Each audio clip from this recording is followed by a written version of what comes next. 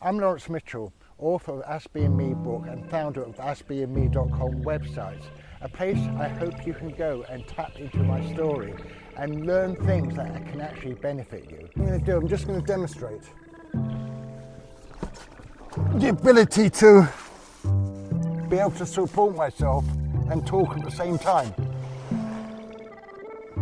Walls are very, very good as long as they don't fall on you, to give yourself a very, very good stretch. So I'm praying that this wall doesn't fall on me. Anyway, that's something I can do. Now I'm actually going to try and go get onto this wall, which is actually too high, so I'm not sure I'm going to be able to make it, but here goes. You can get a good stretch.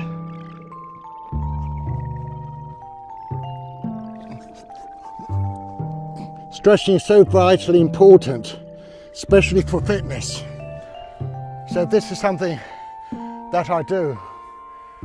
But it's very important, if you're going to take on any exercises like this, first of all, that you're nourished properly, that you have enough energy, because they actually take a great deal of strength to be able to do them. One of the things I really enjoy having Asperger's is awareness to everything around me. One of the problems I've had in my life, it goes back to, you can actually read this in my book, when I was on a train going to Italy, I didn't know which side of the carriage to actually see. It was jumping from one side to the other because my Asperger's part of me wanted to see both sides simultaneously. There was so much scenery to see, and this is what I think having Asperger's does enable me to be able to do, take in a tremendous amount of information. The problem I've got is that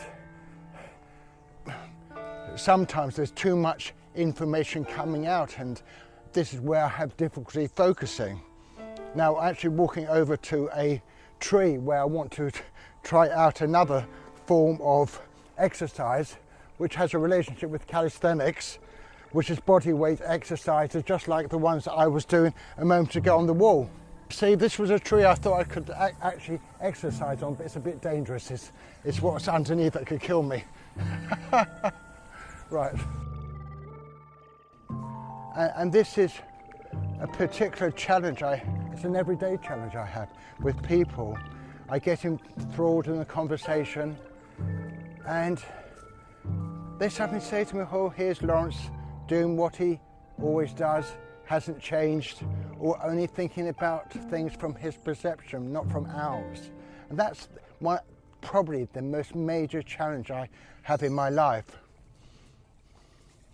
Now, just not that I would recommend you doing this, just to give you an idea how easy it is to do things with nature.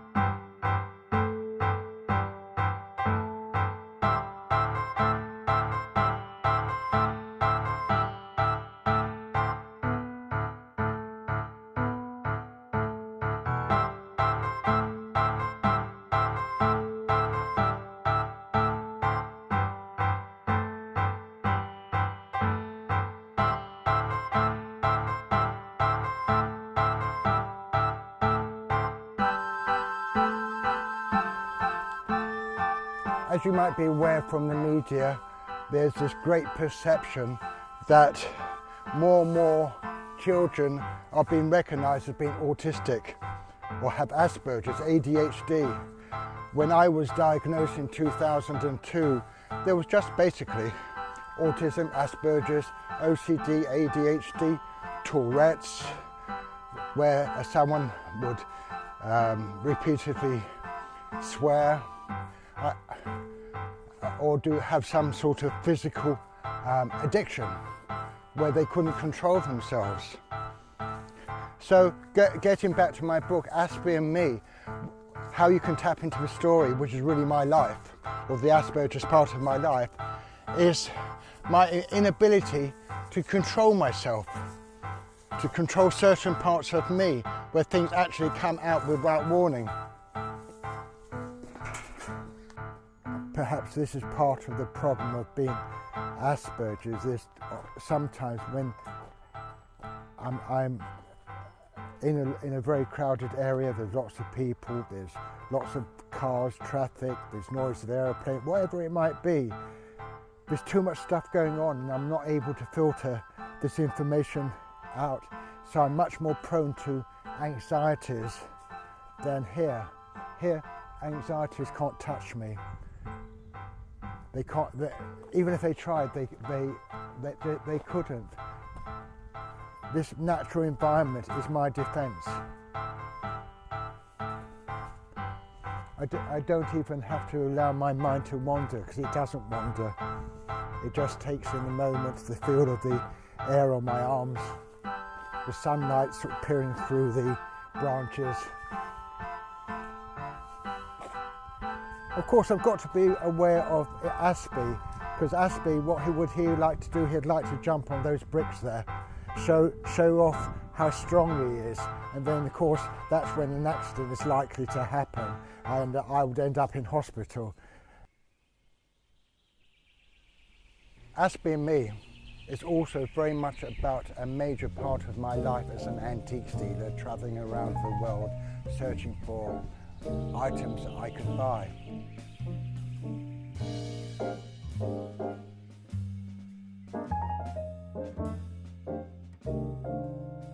So this is very much where a lot of my life was spent working. I would often come and cycle along here. Further down there, I mean today there are restaurants, but there wasn't them then. But this is just what makes Islington particularly special. Where my business was, in Camden Passage, just a little bit round the corner. Where Foxton's is used to be another arcade, and the right side of Foxton's I had a small shop. There was this classic scene where typical, I became the guinea pig. It was a bet. Everyone knew I had a sweet tooth. This is my Aspie side of me, right? And the idea was that I could eat a 2-gallon bowl of trifle. So the day before, I went down there and I arranged, because often the trifle would be peaches in it, pineapple, apple, and all different pieces of fruit. So I arranged that the only way I knew I could eat it was if there was no solid fruit in the trifle. And the plan was working out to a T. This big bowl comes along, and there was about a dozen dealers. There was Kevin, there was Vincent, a guy called Rob, all right, and a few other dealers, and they were always betting to see. They knew how much of a pig I was, and suddenly this guy called Laurie, he said, "Lawrence, what's happened to the peaches? Why aren't there any peaches? This is not part of the deal. You're going to have to eat peaches." So he made these guys put peaches back into the trifle. Of course, I wasn't able to eat the lot. I made myself seriously ill. How I didn't die from eating so much. I must have got through probably in the region of half a gallon of trifle, or even a gallon of trifle, right? I spent 3 days in bed with a temperature of 105, and that was what I got out of it. I wasn't just a guinea pig, not going to make any money out of it. Just eating that much dessert was what my Aspie savoured. Anyway, going back to the 1960s, what's particularly special is this rather dilapidated photograph.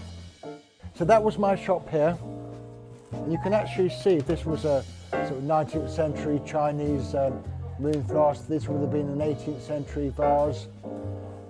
This vase was a particularly spectacular Chinese vase made for the Emperor Qinglong, which would have been worth a couple of £100,000.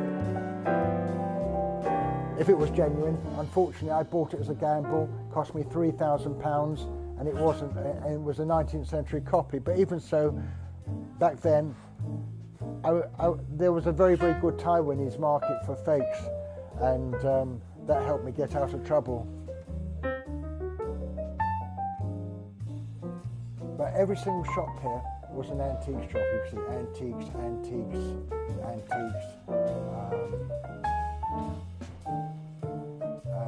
Just around here, I think, what was that at the time? There was actually a watch shop next door to me.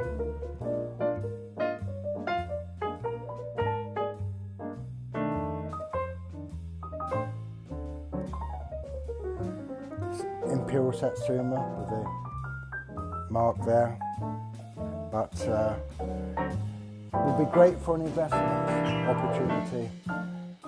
Because the price has dropped substantially, anyone with any sense who wants a long-term investment should be buying this pattern, because one day it will come back and be worth a lot more than it is today.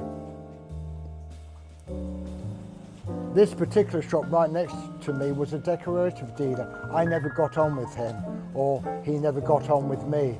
Maybe that's my Asperger's. Maybe it's also the alexithymia, I don't know.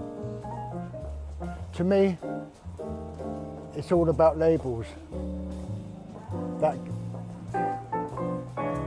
He won Olympic salsa, that guy. Salsa. Yeah.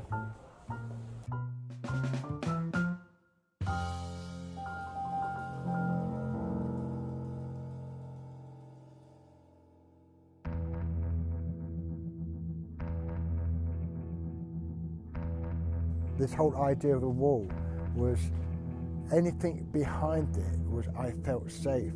Anything in front of it terrified me.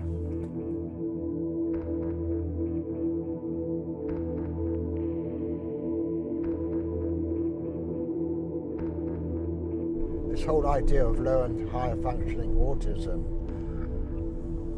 I think that I was lower functioning autism during the first few years of my life. It was like a crisis stage of autism. I was actually not very verbal, although I could speak, but my pronunciation of words was very poor. I would have elocution lessons because I couldn't say words like the, that. I couldn't actually put my tongue in between words to actually say that.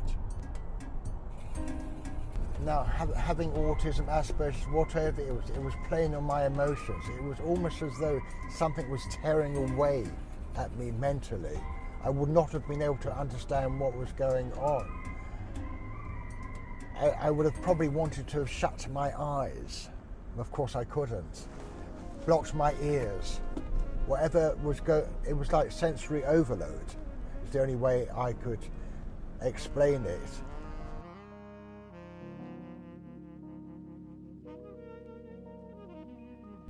Another reason bullies picked on me was probably for the other condition, ADHD. I couldn't sit still. I was fascinated by sounds, movements, colours. When I say fascinated, I'm not sure fascination is quite the correct wording. It was a strange world, a strange environment. I was very, very well aware, felt very, very self-conscious. Just imagine that somehow the means of taking information is really amplified. So I'm not actually looking just the camera. I'm looking at all the trees, I'm looking at the hills in the direction. Now here's the interesting thought. What is actually my brain taking in?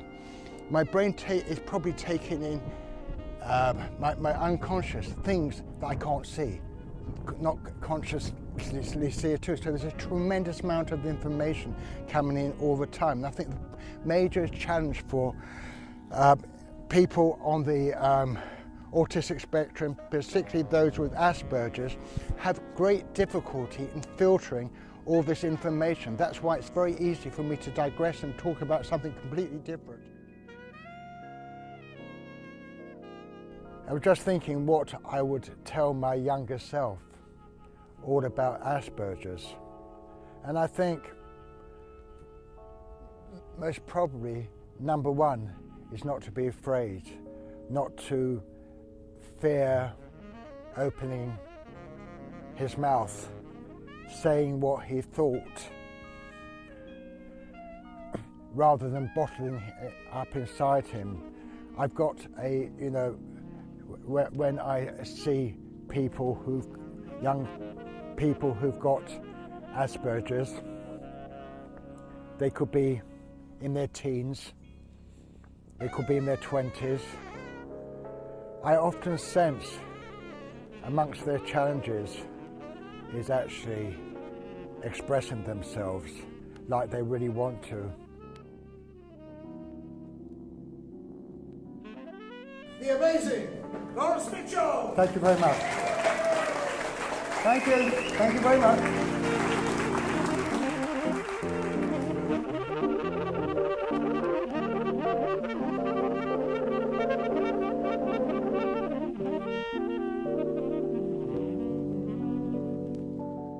One of the other things I would actually say to my younger self is there are things that you do that you will not be aware of why you do them.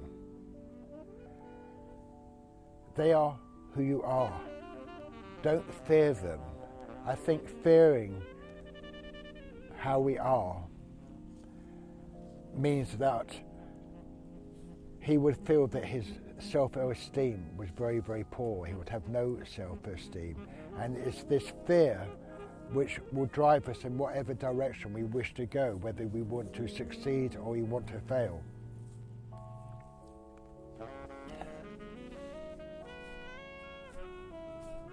So if I just choosing this tree, just to show you how branches can actually be stronger than you think. Let's hope so. And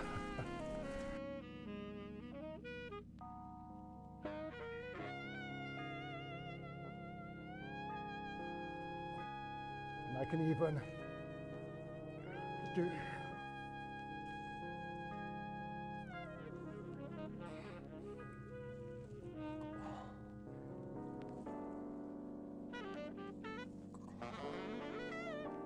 I could have carried on doing that, but this is how I really like to exercise. Makes me feel like one with nature.